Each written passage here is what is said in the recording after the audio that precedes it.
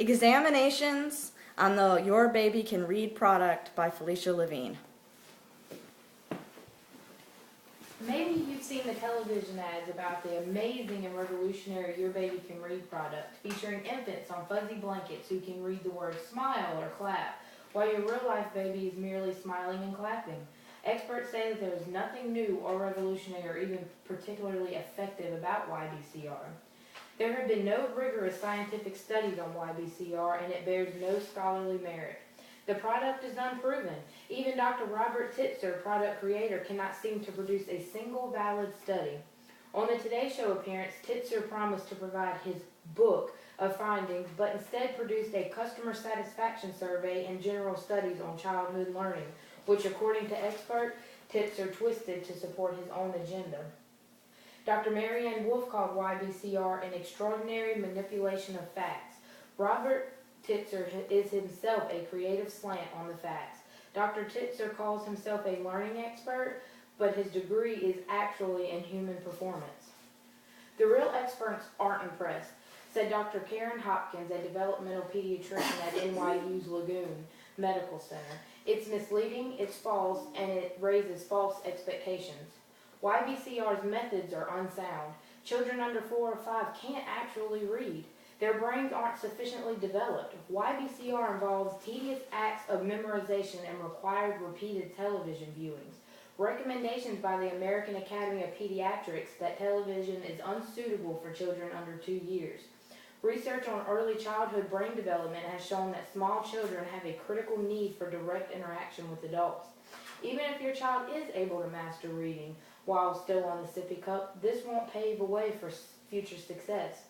Says Dr. Wolf, I know of not one single study in which children who learn to read before 5 do better later on.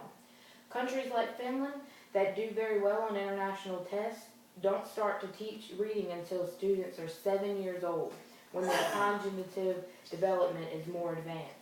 Subjecting a child to Ybcr's unsound and even harmful method is all for naught, since they aren't actually learning to read. The Ybcr program would be more aptly called Your Baby Can Memorize. Just as babies can memorize the shape of a ball, cat, or moon, they can memorize the shape of the word ball, cat, or moon. But is this reading? Dr. Noni Locks, PhD and child development expert at Harvard University Graduate School of Education, says, no, it's not reading. Ultimately, a parent has to ask whether their child's most formative years are better spent memorizing the word ball or bouncing a ball. Is there any merit to such memorization? It all comes down to the debate between phonics or whole word. For Ybcr is based on a mere part of whole word. There's nothing new or revolutionary about it. With the phonical approach, a child is learning more than the shape of a word, but rather how to read, even when the words are unfamiliar. As stated by John Reiner in the Reading Wars, once students get the basics down, they can go to the library and read a wide variety of children's literature. Most experts agree that whole word top-down approach fails besides phonical bottom-up approach. Learning trumps memorizing. The English language, the largest language on earth, is especially unsuited to whole word, being as there are almost 500,000 English words, all compressed of only 26 letters. Children may appear to be ahead of the curve with whole word, but they can only half read.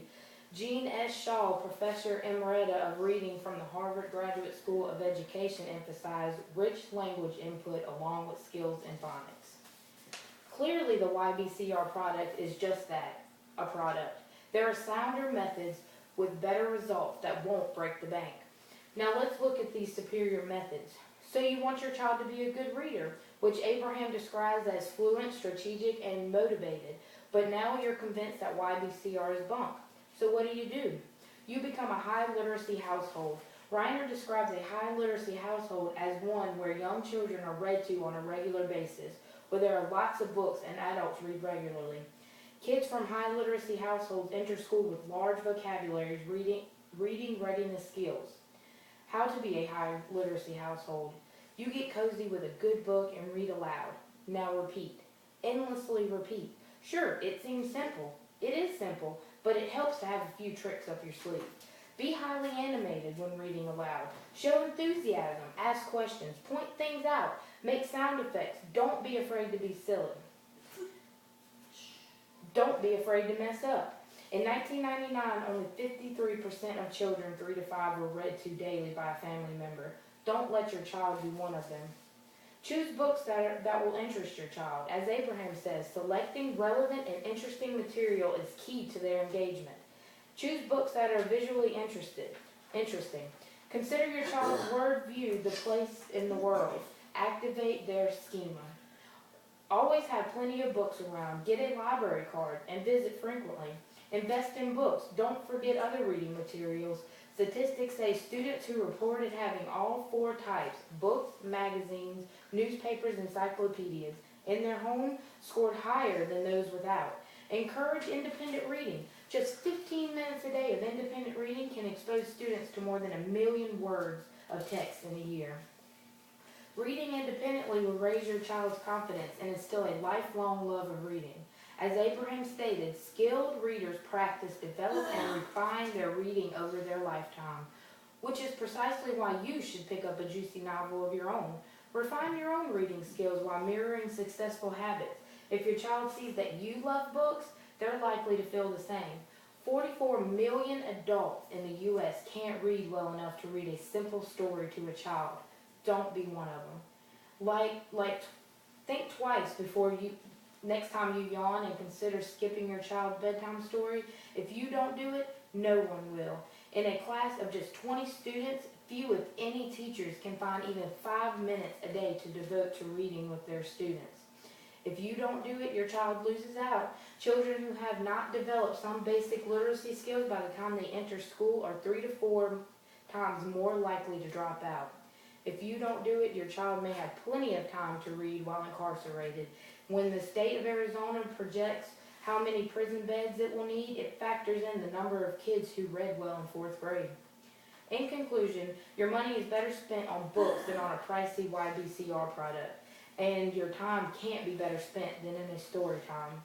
If you're still craving a new learning activity, skip Ybcr and concentrate instead on something better suited for your child's developing brain, such as learning a foreign language or exploring American Sign Language. After all, ACL is all about remembering the shape of words. Whatever you do, don't forget to have fun.